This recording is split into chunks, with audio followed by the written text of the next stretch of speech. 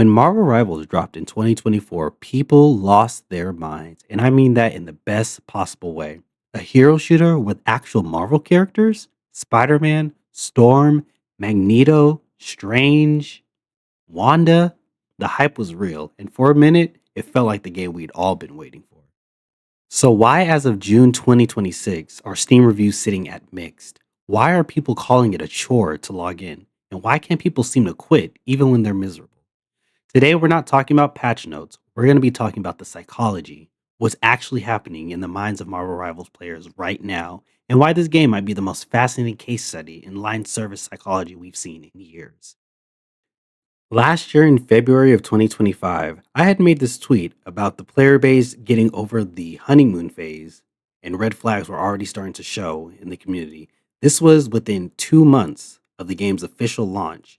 People were leaving a lot of nasty and negative reviews. But why did it come to that? There's a concept in psychology called hedonic adaptation. It basically means no matter how good something is, your brain gets used to it. The thrill fades. What felt amazing at launch just feels normal now. At its peak, Marvel Rivals had over 600 and 4,400,000 players online simultaneously. It was a phenomenon. People were ranting and raving and talking about it everywhere.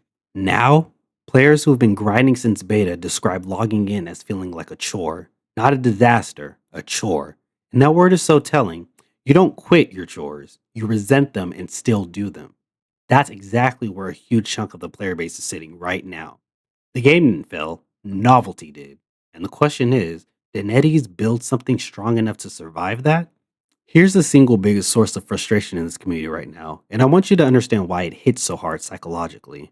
Players are reporting that matches feel like a coin flip. You either get a fair game or you get absolutely utterly destroyed by a team running the current broken meta comp. And look, losing is normal in a competitive game, but that's not the problem.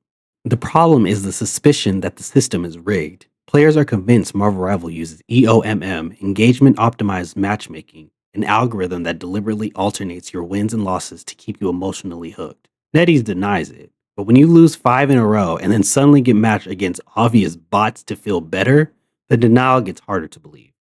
And here's the psychological damage of that. When you can't trust that your results are skill based, you lose your sense of agency. You feel like a rat in a maze, not a player improving at a game. That kills motivation faster than any bad patch ever could. Read any recent Steam review, and this is the topic. One player called it, and I'm paraphrasing, the worst matchmaking I've seen in any online game. That's not hyperbole to them. That's their genuine experience every single session. Ranking systems in games are built to give you goals, dopamine, and a sense of progress. And when they work, they're brilliant. But they also create something darker, a rigid social hierarchy. In Marvel Rivals, there's a vocal group of players who treat rank like it's a personality trait. If you're low rank, your opinion doesn't matter. If you're not hitting Grandmaster, you're not a real player. And these aren't fringe voices, they're some of the loudest in the community. Season 7 actually tried to fix part of this. They introduced individual performance tracking and placement matches, directly targeting people who had been gaming the system by getting carried instead of improving. NetEase knows the problem exists, but fixing the system doesn't fix the culture. And here's the thing, the average Marvel Rivals player doesn't care about rank, they just want to have fun. They just want to log in after a long, hard day at work and play their favorite character. They're being made to feel inferior by a loud minority who've confused the video game rank with actual achievement. That kind of psychological pressure quietly drives people away, not with a bang, but with a slow, tired log out. Here's something fascinating and a little uncomfortable. Even players who mentally checked out of Marvel Rivals are still logging in, but not because the gameplay feels fresh, but because of skins. Live service games have figured out that their cosmetics aren't just decoration, they're psychological anchors. A skin doesn't change how Spider Man will swing, but it changes how you feel when you're swinging. It changes how other players perceive you. It becomes part of your identity in the game. And when those skins are limited time only, now you've activated FOMO, which is fear of missing out. It's one of the most powerful motivational forces in consumer psychology. You're not logging in because you want to play, you're logging in because you're afraid of losing access to something forever. That's not engagement, that's anxiety when engagements close. And a lot of players are starting to recognize it. which is actually why you're seeing a blowback now about the game's art direction getting a bit too over the top, or, in your words, goonish. It's not about the aesthetics, it's about players sensing that they're being manipulated and pushing back. But still, I have to give credit where credit's due. To NetEase's credit, they're at least being honest about the pressure they're under. They publicly acknowledged the live service graveyard problem, the reality that most live service games die, and they don't want to be next. They've watched competitors like Highguard shut down, and they know every content drop is a player retention decision.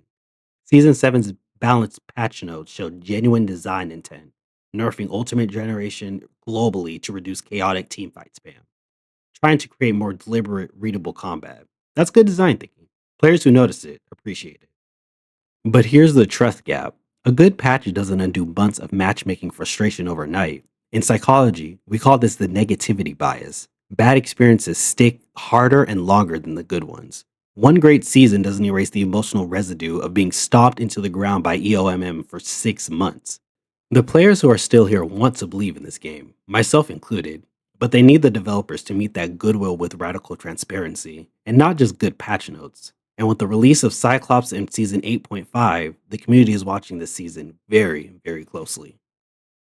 So, with all of this, why are people still playing? Because honestly, the game still has something.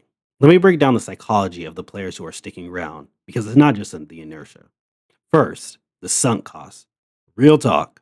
People have put in hundreds of hours, spent hundreds of dollars on skins, and built their whole identity around maining a particular character. Walking away means admitting all of that was wasted. And the brain hates that. Second, social anchoring. Their friends still play. And social play is one of the strongest retention forces in gaming. Full stop, and you'd be quitting your crew. Third, intermittent reinforcement. This is the slot machine principle. Every now and then, Marvel Rivals delivers a perfect match, a genuinely close game, a clutch play, patty cake, a moment of pure flow state. And that unpredictability is way more addictive than a consistent one. And your brain is always chasing that perfect match. And fourth, IP loyalty. These are the Marvel Rivals characters. People genuinely love them. The emotional connection to that IP is a cushion that absorbs a lot of the game's rough edges. To close out, Marvel Rivals in mid 2026 is a game in a very specific psychological place. It's past the honeymoon, hasn't hit the graveyard, and it's in that uncomfortable middle territory where the players who stayed are cautiously frustratedly loyal. They remember when the game felt like magic. They haven't forgotten it, and they're giving it one more season to remind them. Season 8 launched in May, and whether NetEase delivers on that trust those players are extending, that's the chapter we're all watching unfold right now. Now, I'm genuinely curious. Where are you guys with it? Are you still playing? Did you already walk? Drop it in the comments. I read them all. And let me know what champion you would like to see be introduced to Marvel Rivals in the future. Later, guys.